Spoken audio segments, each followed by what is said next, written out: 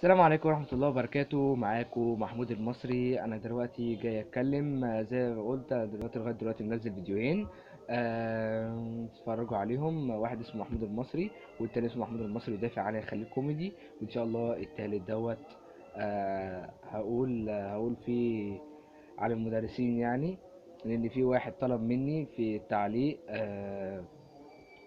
في التعليق اللي انا يعني اتكلم عن الايه المدرسين. وانا زي ما قلت لكم، اللي يطلب مني حاجه هعملها واقدر اعمل كل حاجه الحمد لله. طبعا في البدايه كده بدأنا الدراسة عادي. كل واحد أكيد بدأ الدراسة بيحضر شهادته بكل حاجة. راح المدرسة ودخلها عادي. فبيقابل أساتذة، يعني الأساتذة بقى مش عارف بتوعه ولا لسه جديد راح المدرسة جديدة. عامة بيقابل أساتذة. تحس يا ابني، يعني بص، هو انتوا ليه بتحسسونا ان احنا داخلين سجن؟ انتوا ليه بتحسسونا ان احنا داخلين سجن؟ مش هنطلع منه. مش هنطلع منه الا لما مثلا لما يجي الافراج عنك. احنا بنخش المدرسة بنلاقي اساتذة ماسكة عصيان. اولا غلط العصيان. ده اولا غلط العصيان اساسا.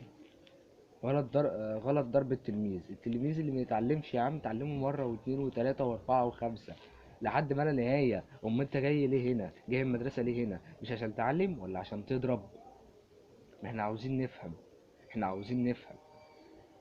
خلي بالك، العيال كلها العيال كلها بتكره اي مدرس عصبي او اي مدرس بيضرب. انا بحب المدرس اللي بيقعد يفهم مرة واتنين وتلاتة، ما بيكونش معاه عصاية ولا بيشتم ولا بيخرج الفاظ وحشة، ولا بيشتم بالام ولا بيشتم بالاب، قاعد في حاله يعلم بالراحه. لكن انتوا ماسكين عصايه. احنا خرفان في المدرسه عاملين تمشوها. لا، ما ينفعش. انتوا تعلمونا واحنا نجتهد، واللي ما يجتهدش تعلمه مره واتنين وتلاته. ما بيجتهدش ما تضربوش. تنزل تقول للمدير او طلعه بره الفصل مثلا وانزل قول للمدير. لكن الضرب، ضرب ايه اللي تضربه؟ ده انا بيصعب عليا لما سواق الكر بيضرب الحمار بالكرباج. لما بيضرب الحرمان بالكرباج ده حمار. لكن انت تضرب بني ادم بالعصايه، ويا بقى لو كانت عصايه، ساعات عصايه وخرطوم ساعات عصايه وخرطوم، ولا الاقي معاه جلده ولا الاقي معاه اي حاجه. يعني الصراحه بتبقى حاجه رخمه جدا. هو دوت يعني الطبيعي.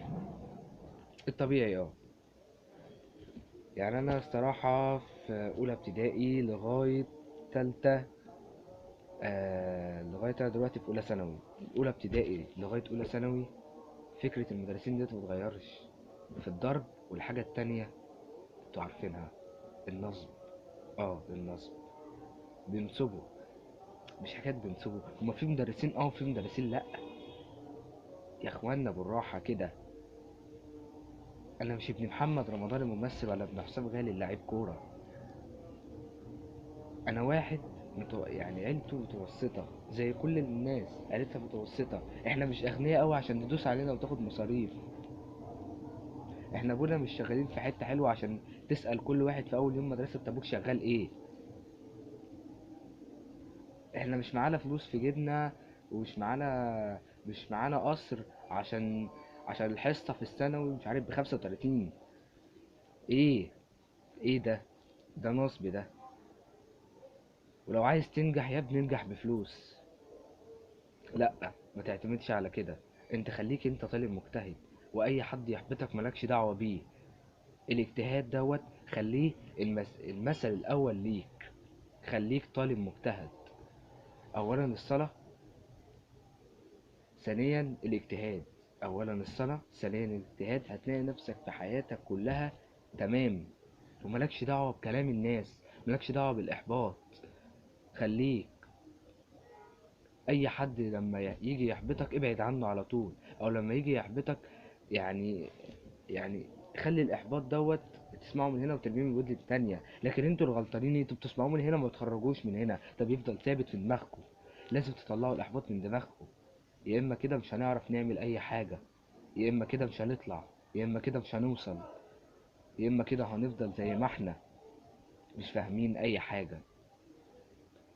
انا كلامي خلص. السلام عليكم ورحمة الله وبركاته.